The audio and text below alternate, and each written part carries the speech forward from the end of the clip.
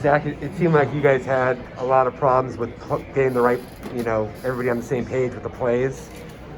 And maybe some of the snapping issues? Sure, yeah, the crowd noise got to us a little bit. They weren't able to hear the Jaden's clap, and so we had to transition into a different form of snapping the football. They got to us, rattled us a little bit, and then it just compounded. So we got to be able to handle that adversity. Be used to a bigger crowd, like this, and obviously learn from it.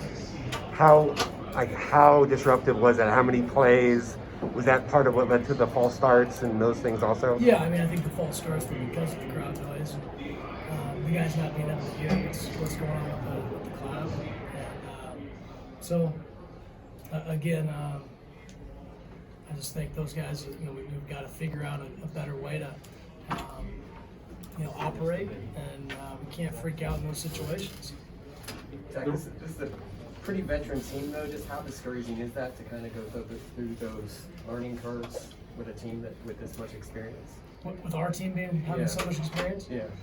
Well, I think every game, you're into game 3. We've had 2 home games, and now you're on the road, and now the stakes are a little higher, and you start feeling that pressure with some of that, with the crowd and all that, and obviously we didn't handle it very well. So we guys got to learn from that and move forward. What was the issue with the run game in the first half, and what changed for you in the second half? I'd have to look at the numbers and everything, but I thought our guys did a good job of being physical in that second half. Putting a good drive together, and scoring right after half.